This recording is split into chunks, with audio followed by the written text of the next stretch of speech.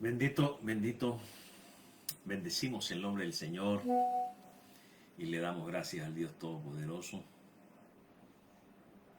Gracias Dios y gracias Señor. Como gracias Dios y gracias Señor en el poderoso nombre de Cristo Jesús.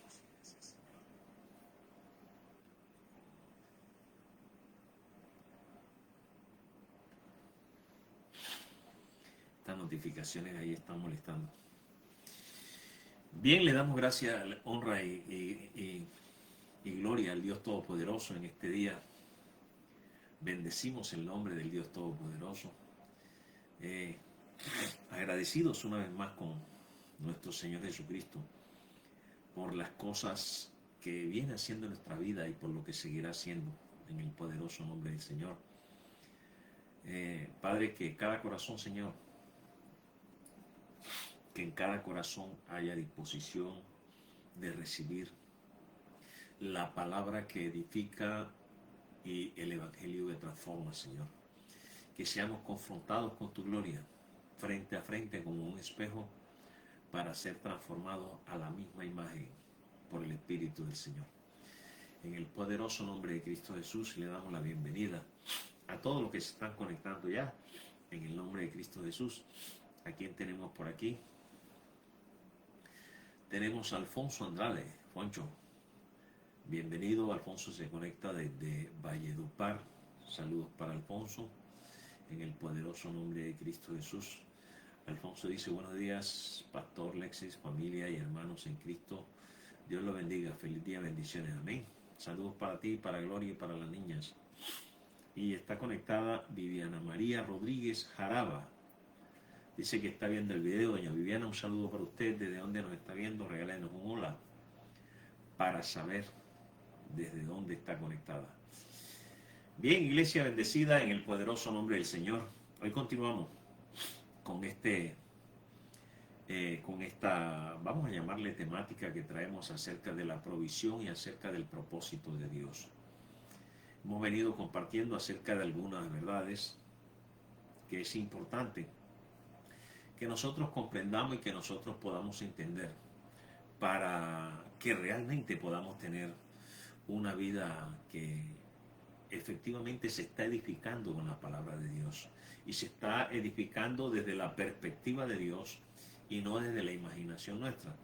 Ustedes dirán que insistimos mucho en esto de la imaginación, pero es que desafortunadamente en esto consiste el mayor problema por el que atravesamos en nuestra relación con el Señor, que como no le conocemos a Él, normalmente tendemos, o nuestra tendencia es a inventar o a crear en la imaginación nuestra una relación que no tiene nada que ver con aquello que Él está demandando. Tanto así que las personas dicen que hay personas que dicen que nadie se debe meter en su relación con el Señor porque solamente ellos saben cómo están relacionados con el Señor. Y eso desde luego no tiene ningún fundamento. Eso solamente puede existir en la imaginación de la persona, porque Dios sí demanda una forma en la que nos relacionamos con Él, no como el hombre diga que hay que relacionarse. Precisamente en el comienzo de las Escrituras nosotros encontramos el ejemplo de Caín y Abel. Abel, por medio de la perspectiva que él tenía de Dios, él le presentaba a Dios las ofrendas y le presentaba los sacrificios, mientras que su hermano Caín no tenía en cuenta la perspectiva de Dios. ¿Qué era lo que Dios demandaba? ¿Cómo lo quería Dios?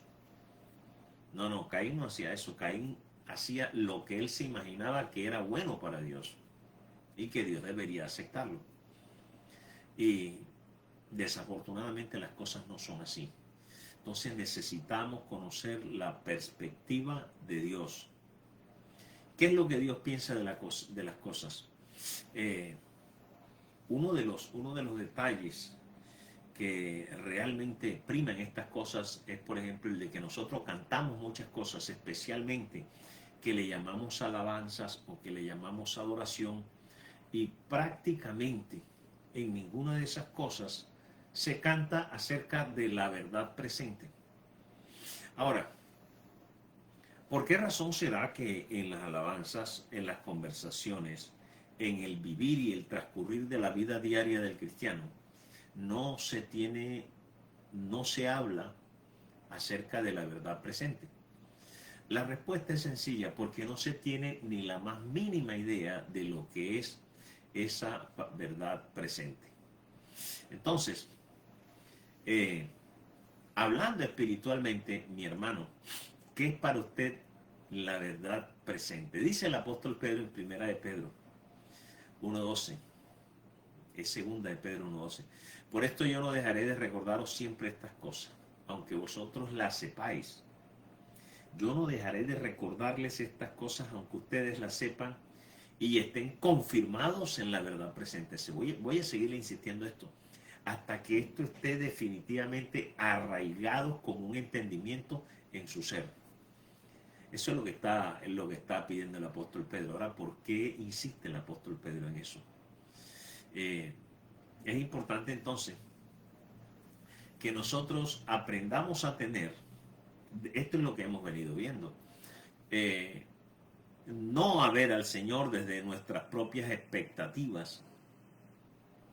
Repito, es importante que entendamos que a Dios no lo debemos buscar desde nuestras propias expectativas o desde las expectativas que nosotros tenemos para Dios, en vez de buscarlo desde las expectativas o buscar cuáles son las expectativas que Dios tiene con nosotros. Esto es lo interesante y lo importante de esto. ¿Cuáles son las expectativas que Dios tiene con usted? No, la gente lo busca al revés. Yo tengo muchas expectativas con Dios. Tengo la expectativa que Dios haga esto, que Dios haga aquello, que Dios haga esto otro, que Dios haga lo siguiente, que Dios haga más esto. Y entonces a eso es lo que le llamamos relación. ¿Y cuál es el resultado? A ver, piensen esto. ¿Cuál es el resultado cuando usted tiene una relación con Dios basado en las expectativas que usted tiene con Él y no en las expectativas que Él tiene con usted? ¿Cuál es el resultado de eso? El resultado es sencillo. Estamos frente a una generación entonces que rechaza el propósito de Dios y vive en una relación con Dios basada en la provisión y no en el propósito. Basada en la provisión y no en el propósito. Le dijo el Señor a aquel muchacho que tenía dinero, aquel muchacho adinerado que dijo que era importante, que él quería seguirlo. Jesús le dijo, si quieres ser perfecto, y la palabra perfecto es completo, maduro, adulto. Si quieres ser perfecto, anda, vende lo que tienes y dalo a los pobres y tendrás tesoros en el cielo, y ven y sígueme. ¿Por qué el Señor le habló de ser completo, de ser maduro? ¿Por qué el Señor le habló de ser adulto? Porque definitivamente nosotros hemos recibido la vida de Dios, pero hemos recibido la vida de Dios y Dios demanda ahora que al estar nosotros en una nueva vida, nosotros debemos crecer. No nos podemos quedar en la infancia, no nos podemos quedar en la niñez espiritual. Tenemos que madurar, tenemos que crecer para poder entender qué es lo que Dios demanda de nosotros o cuáles son las expectativas que Dios tiene con nosotros. Esto es importante porque nosotros necesitamos tener un corazón que le permita a Dios, tener nosotros un corazón que le permita a Dios llevarnos a la plenitud de lo que Él ve, llevarnos a la plenitud de lo que Él tiene para nosotros, llevarnos a la plenitud de su propósito. Eso involucra atrás muchas cosas, eso involucra dejar atrás muchas cosas. Por ejemplo, dejar lo viejo, dejar lo que está muerto para Dios, dejar lo que Dios ha eliminado de nosotros, porque tenemos con Dios una relación que no debe estar basada en la provisión, sino que debe estar basada en el propósito. Necesitamos una relación que tenga que ver, de esto se trata esta enseñanza. Necesitamos una provisión que tenga que ver es con el propósito de Dios, con el propósito de Dios. Y lógicamente, para que nosotros poder entrar a ese propósito, para poder ser traídos a ese propósito, nosotros estábamos allá en Egipto. Precisamente hemos tomado la historia del pueblo de Israel en el libro de Éxodo para hacer un paralelo entre lo que sucedió con el pueblo de Israel y lo que normalmente sucede con nosotros. Hemos tomado entonces para hacer esa relación. Y Dios quería sacar al pueblo de Israel de la esclavitud. Su propósito era ¿cuál? Llevarlo a la tierra prometida para Él mostrarse y Él darse a conocer. Primero los trajo al desierto en donde ellos encuentran vida y llevarlos allá, a la tierra prometida, para que tuviesen una relación con Él. Estuve hablando acerca de, porque es que desafortunadamente en la mentalidad normal, en la mentalidad del cristiano normal, los aspectos de nuestra salvación siempre están relacionados con el pecado. Pero para Dios no es así. Para Dios todos los aspectos de nuestra salvación no están relacionados con el pecado. Porque la salvación no es primeramente la respuesta de Dios al pecado. La salvación es primeramente la intención de Dios de sacarnos de donde nosotros estábamos, de redimirnos, de lavarnos, de traernos para que nosotros seamos la expresión del propósito que Él tiene. Ese es primeramente lo más grande de la salvación. Pero desafortunadamente siempre que estamos hablando de la salvación, las personas lo relacionan únicamente con el pecado. Y la salvación está relacionada con algo mucho más grande que el pecado. Sí, Dios tenía que sacarnos de allá. Dios tenía que lavarnos, tenía que sacarnos, tenía que hacer una cantidad de cosas en nosotros, pero para traernos a su propósito. Y eso implica que primeramente para sacarnos de allá Dios tenía que darnos una provisión. Dios tenía que darnos una provisión. Entonces Dios nos da esa provisión porque nosotros estábamos muertos. Entonces nosotros estábamos viviendo una muerte desde Adán. Dios tiene que proveernos entonces vida. Nosotros, dice en la carta a los Colosenses, que nosotros nacimos de espaldas a Dios como enemigos de Dios. Entonces Dios tenía que proveernos reconciliación. Nosotros éramos injustos, no estábamos dentro de la justicia de Dios, teníamos que ser traídos a la justicia de Dios, es decir, justificados. Nosotros somos creación de Dios, pero estábamos en manos del enemigo, entonces necesitábamos ser redimidos. Entonces, la justicia, la mente, teníamos que ser santificados, necesitábamos vida. Esa es la provisión de Dios. Esa es la provisión que nosotros necesitábamos de Dios, y esa provisión espiritual, esa dádiva de Dios, está en Cristo. Entonces, la provisión de Dios para el género humano, perdón, la provisión de Dios para la raza humana se llama Cristo. No es otra cosa. Esa es la provisión de Dios. Y dentro de la provisión de Dios, la porción más grande de la salvación está relacionada no con el pecado. Repito, esto quisiera decirlo de la mejor manera posible, de la manera más amplia posible. La porción más grande, la provisión más grande de la salvación de Dios no está relacionada con el pecado, sino que está relacionada con el deseo y el propósito de Dios. Con el deseo y el propósito de Dios. Porque la provisión es necesaria para que pueda aparecer el propósito. De eso estuve hablando el domingo anterior. Es necesaria entonces la provisión para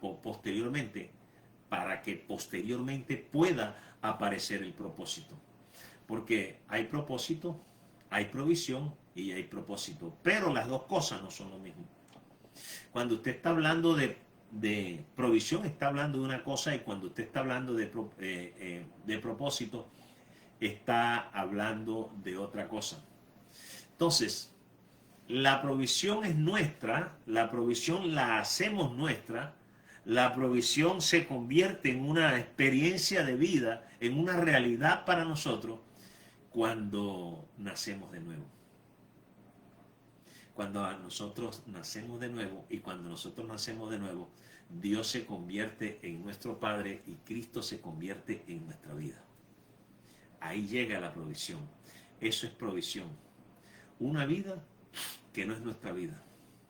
Justicia, sabiduría, santificación, adopción y resurrección. Esa es la provisión de Dios. Ahora, luego viene el propósito, ¿verdad? Y quiero aclarar lo siguiente. El propósito no es lo que Dios nos da.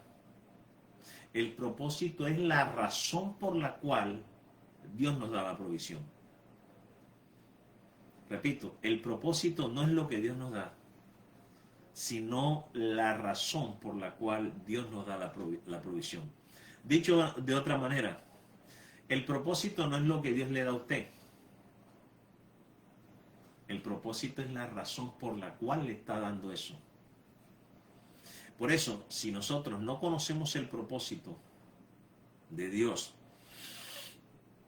al experimentar lo que Dios nos da,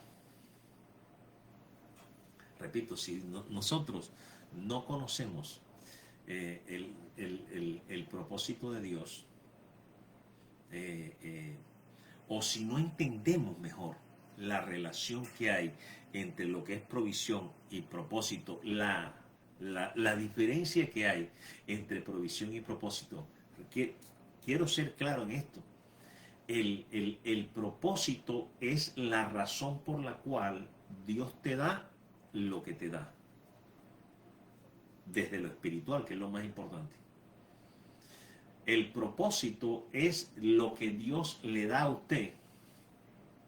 El propósito no es lo que Dios le da a usted, sino la razón por la cual Dios se lo da. Entonces, nosotros no conocemos el propósito de Dios al experimentar lo que Dios nos da.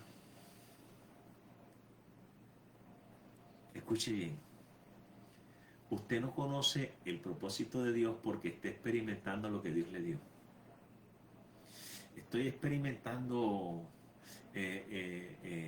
bueno, sí sabe de lo que estoy hablando, de lo que es experimentar. No son, como le llaman por ahí en las canciones, de todo tipo, experiencias espirituales. Yo no estoy hablando de eso. Yo estoy hablando de experiencias reales en el corazón. Una experiencia real y verdadera en el corazón. no a lo que llamo aquello que me eriza el vello, aquello que me hace elevar, ese tipo de experiencia, de eso jamás hablo yo. Yo hablo de la experiencia real y verdadera, cuando usted se da frente a frente con una verdad de Dios y usted siente que esa verdad de Dios entra en usted y se hace real en usted y se vuelve vida en usted. De esa es la experiencia de la que yo estoy hablando aquí. Entonces, cuando nosotros conocemos o cuando nosotros experimentamos la provisión, eso no nos lleva a conocer el propósito. Entonces, ¿cuándo conocemos nosotros el propósito? Conocemos el propósito cuando comenzamos a experimentar el lugar a donde Dios nos ha llevado.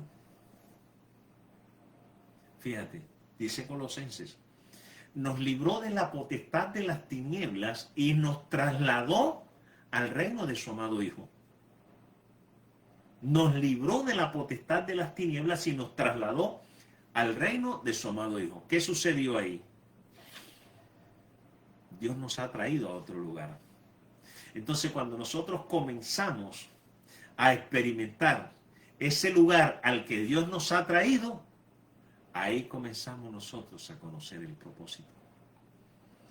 Cuando comenzamos a experimentar el lugar a donde Dios nos ha traído, ahí es donde nosotros comenzamos entonces a conocer ese propósito de Dios.